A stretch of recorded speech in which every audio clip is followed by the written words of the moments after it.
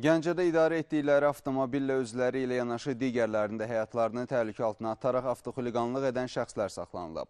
Yol polisinin son günlər keçirdiyi reydlər zamanı 5 belə sürücü aşkarlanaraq sutkalıq həbs cəzası alıb. Gəncə sakinləri 33 yaşlı Səbuhi Qasımov, 27 yaşlı Rövşən Novruzov, onun həmyaşıdı Vüsal Ələsgərov, 26 yaşlı Toğrul Abiyari və 20 yaşlı Elsevər Qasımov sutkalıq həbs cəzası alıblar.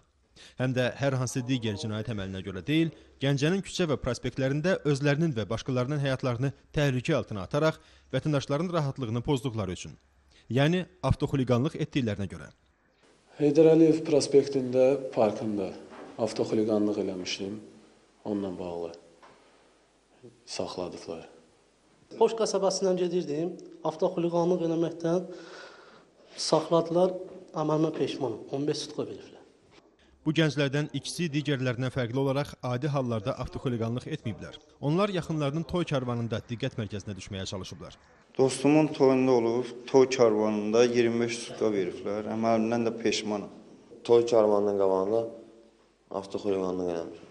Elədiyim əmələ görə yol hərəkət qaydalarını pozmuşam. Əməlimdən də peşmanam, 5 sutka veriblər. Bu gənclərdən ən çox sutkalıq həbs cəzası alan Səbuhi Qasımovdur. O, sərxoş halda avtoxuliqanlıq edib yol nəqliyyat hadisəsi törətdiyi üçün 45 sutka həbslə cəzalandırılıb. Kevli işlə yol hadisəsi elədim. Əməlimdən peşmanam, ödəmədiyim gün 45 sutka cəzamı çəkirəm. Qeyd edək ki, saxlanılan 5 nəfər sutkalıq həbs cəzası ilə yanaşı müəyyən müddətə sürücülük hüququndan da məhrum ediliblər.